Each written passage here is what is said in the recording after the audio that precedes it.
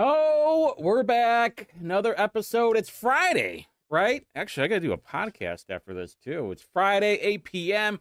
I'm your host, the current face, the current voice of Indy reporter, Steve Whitmer. I know, last week of 80s Rock Week, and I had to top it off with a little bit of Metallica Battery. I was feeling very wound up today, too, so I figured, why not? We'll finish it off with a bang. We got to figure out, I think I'm going to do Creed Week next week. What do you think about that? I'm thinking higher possibly for Monday. Yeah, it's Super Bowl weekend, so I'm definitely feeling very Creed. So I think I'll do that. I don't know. I think because it's Valentine's Day week too. It's my birthday week. So we got to figure out what we're going to do for music. Anyway, nobody's ever here anyway. Eventually people will show up. Anyway, all right, so a little cleanup from yesterday about Polly's in the chat. Perfect. A little cleanup from house cleaning from yesterday. I brought up about how the innkeeper's tax is going to go up, and then Hamilton County is going to be splitting up their 8% innkeeper's tax, and so it'll be like 5% of it though, or 3%. 3% of the 8% is going to go to splitting up between all the other cities. However, here's what's interesting.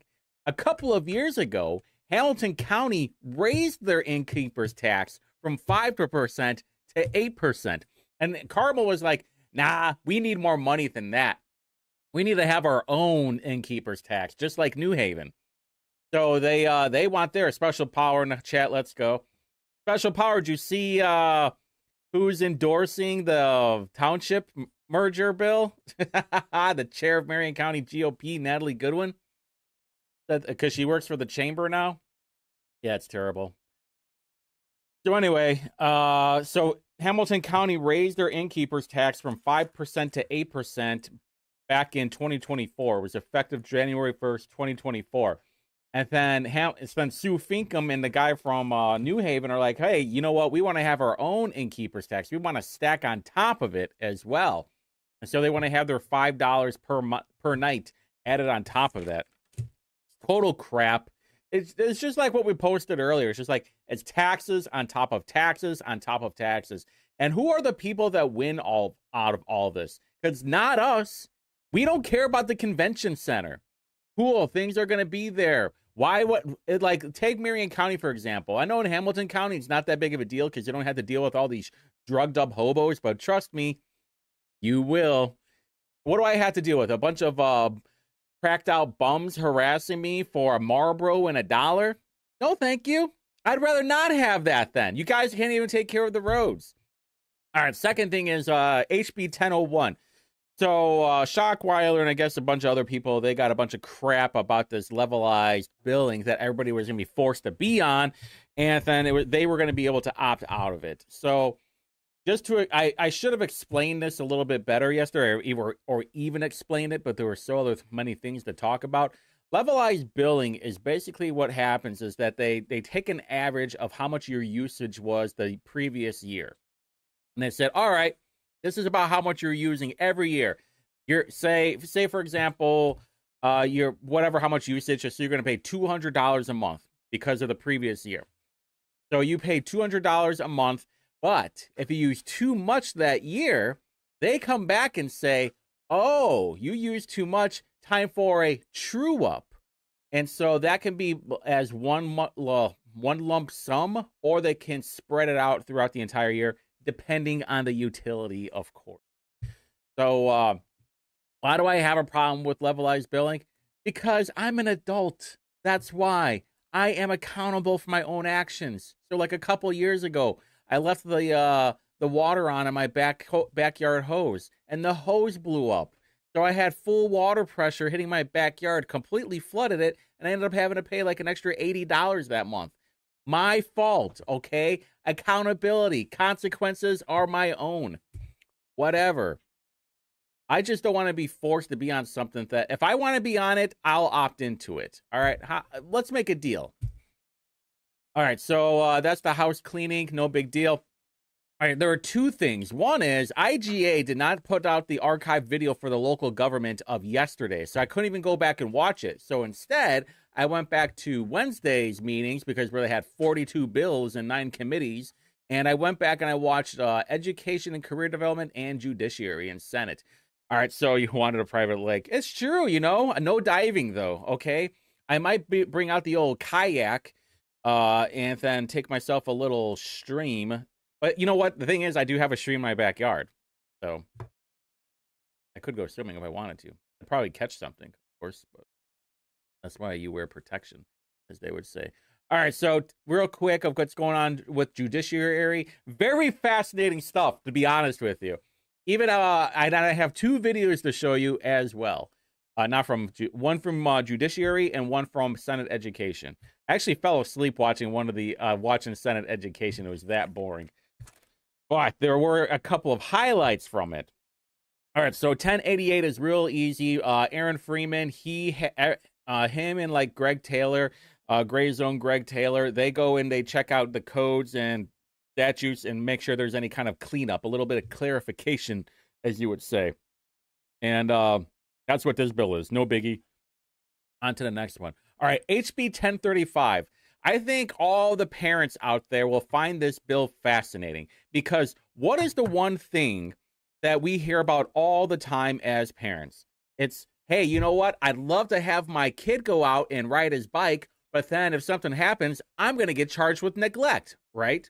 And so I was like, yeah, that kind of makes sense because you're floating that line between neglect and then, hey, I'm just letting a kid be a kid. And so Jake Teshka, he was talking about like, oh, you know, when I was a kid, me and the boys would go and ride our bikes over to Burger King and get ourselves a Whopper. Listen, I don't know any 14-year-olds that were going to Burger King and getting themselves a Whopper. All right. We were going to Pizza Hut, baby. We were getting them stickers. We were getting that buffet salad before it got all Section 8 out. Crap. And so that's what this bill is about. So it really, what it does is that it strengthens up the language of what is what. So, for example, this mostly has to do with CHINS cases, which is child in needs of services. So, like we saw that poor girl that got starved to death and beat up, and she ended up dying. But like cases like that, it's like egregious. Like it's very obvious something was going on here. Avoiding DCS investigations. That's a big one because there are so many investigations from DCS that should not be happening. So what this bill does specifically is a child is not a child in need of services solely because the child engages in an independent activity unless the parent is reckless. So your 11-year-old walk to the park alone equals lack of supervision equals CHINS. That's what before this bill. Now they legally can't even start a CHINS case just for that. Because how many of us, especially us old folks, you should just go to the park by themselves or ride around the neighborhood with their bike. No big deal. So there's actual danger and then there's reckless parenting. Not just unsupervised, makes us uncomfortable. Because how many of these helicopter parents, especially the millennial parents who have really ruined everything for everybody, and all the Karens and Kens that is like, you need to be over your kid 24/7. It's like, nah, let the kid be a little bit of kid. We understand there's a bunch of psychos out there, and that's how we train them with sidearms or knives. Pick your poison. So that's basically what this bill does, is that it really sets it up of, hey, it's okay to let your kid go and be a kid. Parents are not going to get in trouble. All right, HB 115, Homeowners Association. What was it? 29, 115. Okay, yeah, basically the HOA sucks. And here's the deal. I think I've been part of one HOA, and I didn't even know I was part of the HOA. And I don't think that it was a legitimate HOA. I just knew I was paying like $100 a year, I think. Or like, I don't know if it was $100 a year, something like that. And it did a piss poor job off of it. And so they were giving examples of, actually, let me just pull up the bill real quick. Because it had to do about holding HOAs accountable. And they wanted to make sure that they had like a quorum if they needed to adjust billing, if they had to adjust fees or fines or whatever.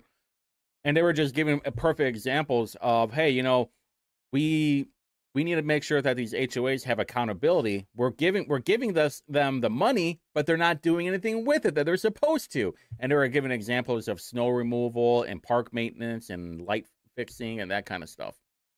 Overall, HOAs do suck. Hold on, is this the bill? 1 second. Yeah, here it is. You're gonna love this. Okay, so this is Aaron Freeman. He is a senator over at the Franklin Township East Side a little bit, and he's talking to this lady that represents a lot of the HOAs. Is there a standard, in your experience, is there a standard fee when somebody's going to sell their house and they have to prove they're current on their HOA dues? Is there a standard fee? There is not. And those fees are generally dictated by the management agreement. So if a fee is $100, $200, $300, and I know you raised this concern during the study committee discussion, that is set by the management company, not the homeowners association. Well, let me explain to you where you all lost. Well, homeowners association. Taylor, he is dying right now, absolutely dying, because he knows he's going to load up on. He knows that Aaron Freeman's going to load up on this chick. Lost me as a guy that can pay $300 in pennies. I would rather lay in the road and let someone run me over than pay $300 to prove to somebody that I'm current on my HOA dues.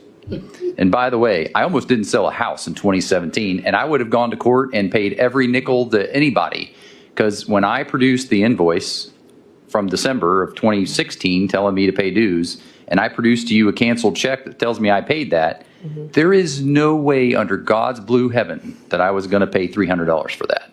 So you all can figure this out, or I can, and I'm happy to do the amendment here that fixes that problem. Because the average Hoosier, by the way, should not have that kind of fee. I mean, for some human to go to a computer and look up a thing and hit print, that is not $300. So my getting rid of homeowners associations came at that moment in 2017. Yes. Needless to say, Aaron Freeman does not like HOAs, which I agree with, by the way. There are a lot of, as Drew said, Jessica's, or Polly would say, Ashley or Brittany's. And I was thinking Yennefer is what it was. Or what's that crazy broad from Parks and Rec? The one that was friends with April. Jennifer or something, but it was with a Y. Yeah, HOAs do suck. Special power. It's just the problem is you have these people that have these overinflated egos, and then they're on a power trip. Like they were talking about, like, hey, I thought they were joking, but they were actually for real. Like, hey, you leave your garbage can out for too long, that's a $10 fee. Hey, you paint your garage the wrong, different color without getting verification, that's $200. And they were talking about like, oh, well, it could go to court and then you can figure it out. It's like, yeah, but how much money am I going to spend on court for a $50 fee? Are you crazy? It's that kind of stuff. And that's why I say, like, HOAs suck. I understand the point of them, but at the same time, things only work when you have firm and fair people on that. And it's like, hey, we made a rule. This is how it's going to be. But it's like, dude, what? Me leaving my garbage can out overnight because I was tired and just wanted to take a nap? Or, hey, I was in a rush to get stuff done because I had a lot of things to do, And oh my God, I have to wait the following morning to bring my garbage can out. Or even some of these where you leave your garage door open overnight, which is crazy.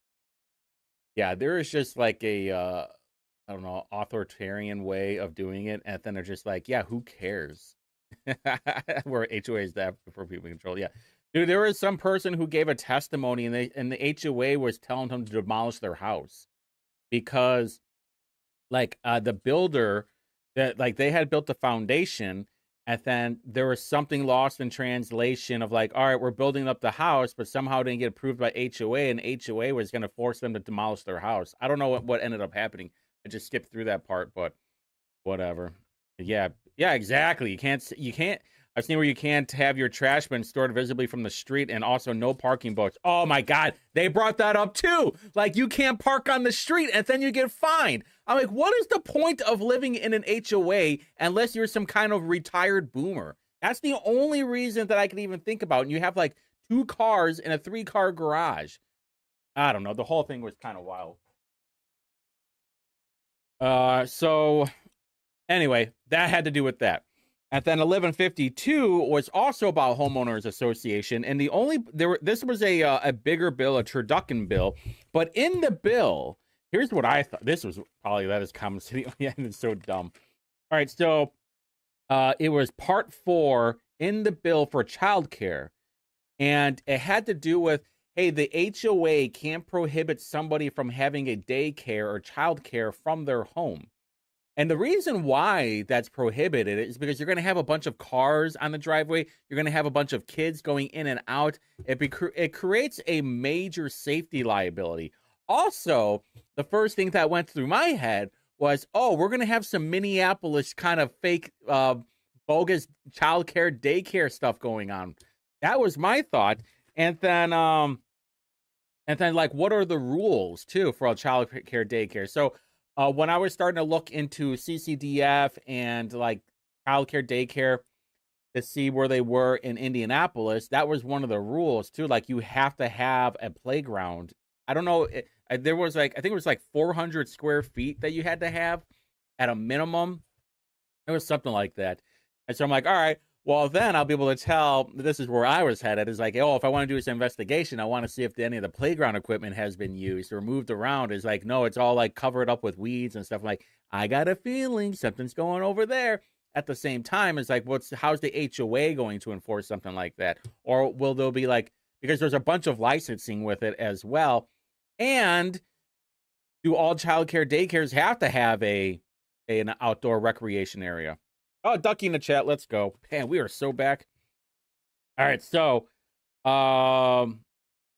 yeah. Okay. So someone actually brought up a really good point, which was leading to my original idea was, hey, that means you can have these corporations buy up homes and then lease them out to daycare centers. Or you have these people that are using like travel daycare centers. It's like, hey, we can do this and then we can float the money over here. It'll just turn into a giant scam is what I'm expecting. And then someone actually brought that up too, was exactly what I was pointing out. Is like, you're going to have, someone actually brought up Minnesota. And I was like, man, I was 5 minutes ahead of you, lady. I already knew where this was going to go. Here's the thing that people don't understand. What is going to be the consequence of this bill? You have to put your mind as a monster, a scammer. And like, how will somebody abuse this system? And those are the things that you have to write in the bill, like actual policy. So one of the ideas and amendment that they had is that the person running the daycare center has to have the name on it as like the daycare center. They have to have their name as the deed holder. So yeah, that's where I want to keep my township rules. Exactly. That's the thing. That is a bigger, special power. You should really go to Indianapolis and speak at the state house and why you want do not want the township merger. It's because that is an extra layer of control. We're like, okay, instead of the township being in control, it's going to be the county that's in control. And last time I checked, my county sucks. All right, Wayne Township overall isn't that bad, at least on my side of town. Marion County is a shithole, all right? And it is run by dopes. So moving on with that, 1429, that had to do with statute of limitations for appraisers. So apparently there are a bunch of lawsuits. Who was this? Scott Alexander. He kind of reminds me of Chuck Norris. Or he kind of looks like Chuck Norris, just like if he was 80. Maybe. Well, Chuck Norris is like 80, so like 102. There a lot of stuff was going on, was like arguing discovery rule, and they were using 2008 financial crisis about it. And they were wanting to go back for appraisals from like 20 years ago. They were saying there's no statute of limitations for appraisers, but when I started looking up, it looks like there is. But they're only wanting to do it for 5 years. And Alexander said that he is an appraiser, and he's like, usually it's like, hey, whatever is after this day, it doesn't count anymore. But rules be rules, so it has to be like that. All right, so we did that. 1102 has to do with ABA therapy, which is basically autist, not the fun kind, from what I understand. And it is a transition period from when you are going to an ABA center school to a public, or an ABA center to a public school. Now, they were stressing that the schools don't have to pay for any of this, and the schools will not have to have extra help. I don't know how the logistics of this whole thing is going to work. We'll see what happens with that. HB 1137. I think that's the one I fell asleep at. I'm pretty sure that's the one I fell asleep at. I didn't really pay attention. Probably not that big of a deal. Chris Garton's on it. I think we talked about this briefly. And it had, we did earlier this week. And it had to do with like unprocessed foods, but I think they took that section out and they really defined it, what it is, like different color dyes, that kind of stuff. All right, so so we talked about 1422, 1423. That was the one that I got the most pop, and this is part of the school city where basically IPS and the charter schools are combining into one. And what this really has to do is with transportation. It has to do with buildings. It has to do with the school corporation, basically. They're going to figure out how to divvy up property tax money to all these different buildings. They're going to figure out which schools are not performing well. And, and it looks like the mayor is going to be the one that appoints all these people. So that should be really fun. I don't give a crap. IPS sucks. All right. So the next one and the last one that we'll talk about is 1266. Oh, we got to talk about 1333 too. So this thing is getting crazy. I want to see where it's at. We'll talk about this one. Oh, look. Yeah, if once the IGA gets off their butt and then they get it together, I'll be able to go back and watch that, because that for some reason lasted a really long time. All right, so this is a massive bill. And when I say massive bill, this is a true turducken bill. Look at this. They have 19 different portions of this bill. It was going on and on about it. However, there was one particular portion that I was very curious about. Code enforcement. Yeah, and that's why I want to keep my township rules, which no one gives a shit. Yeah, exactly. So what's interesting about this one? So Bob Baining says, actually, you know what? I'm just gonna play it. He's gonna explain it very well. How long is it? Oh, it's only 2 minutes.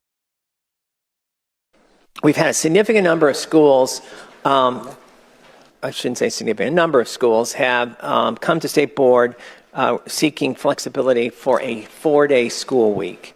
That was made possible by House Enrolled Act 1003, and I believe it was 2019. And at this point in time, I think only one school district has been given that authority, and that is in Lafayette. So the department had asked for criteria set moving forward so that when schools come to apply for a 4-day school week, these would be the criteria that they must include must be included for them to have the opportunity to do that. The four areas are they must provide transportation to another school that operates for. All right, so to have the criteria to have a 4-day school week, this is what he's describing. One is they have to have transportation. A full 5-day for students and families who prefer that schedule.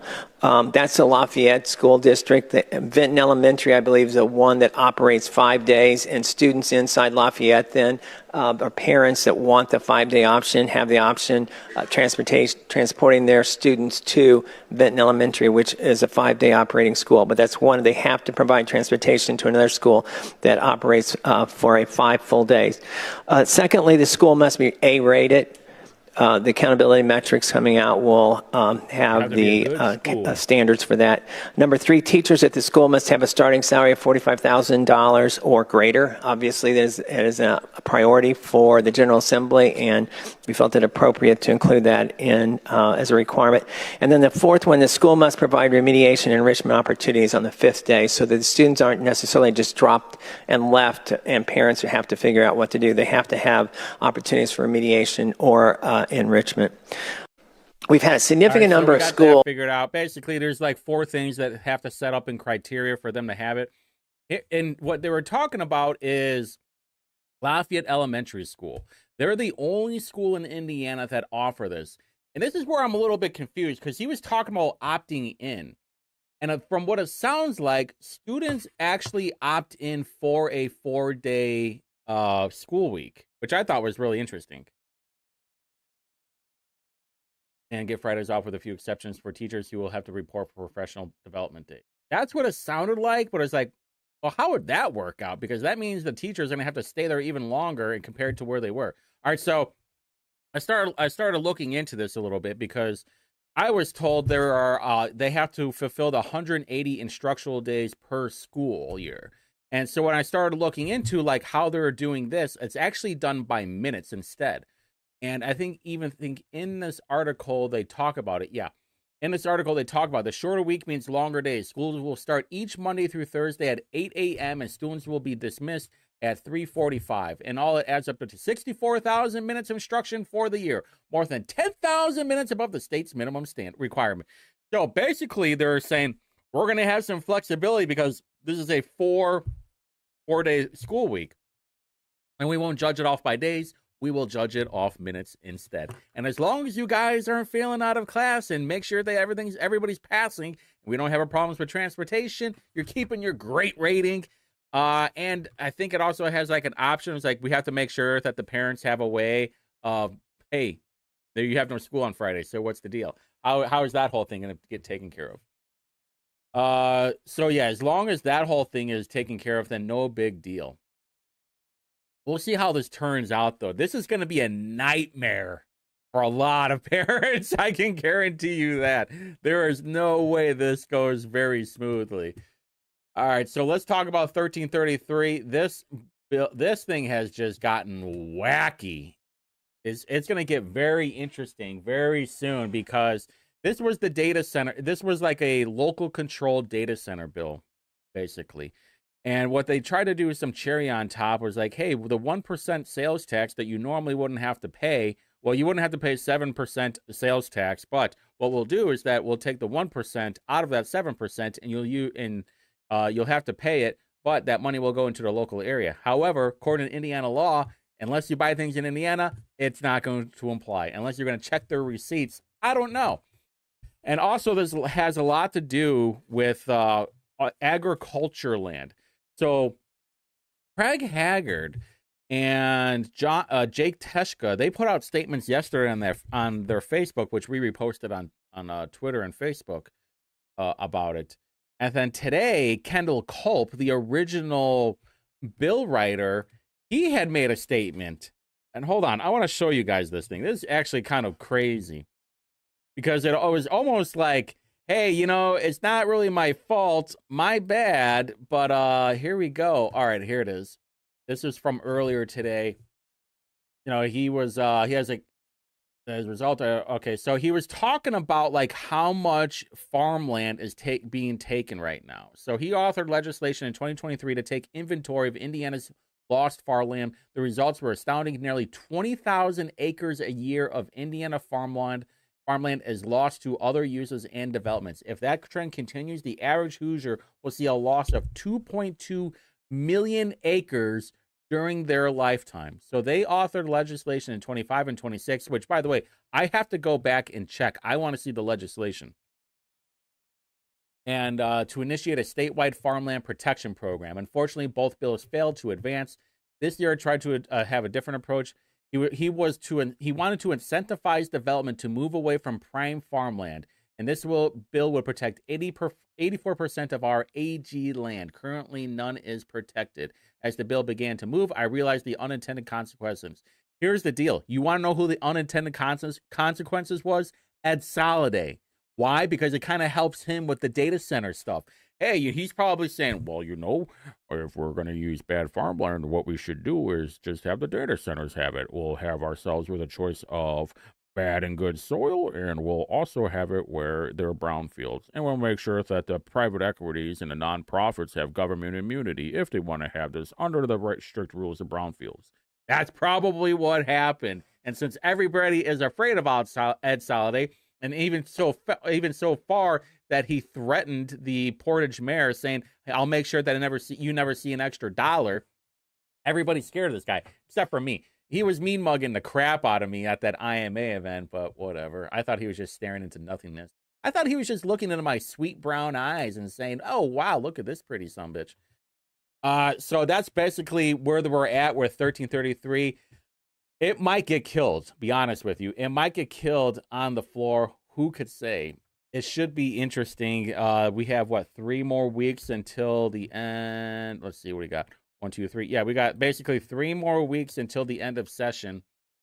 And I think it's on seconds right now. Let's go back to what's happening on Monday on the House floor. They have this. Not on here yet. Wait, I think it's still in committee. Yeah, I think it's still in committee. Yeah, because they're going to amend it and vote. And then some new, journalist was like, looks like they took out the local. Here's the thing, though. They added in the language that they'll have public meetings.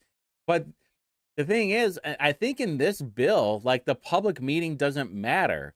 Like, hey, we're going to tell you what we're going to do. That's like being strapped to a chair and some crazy person says, hey, here's what I'm going to do.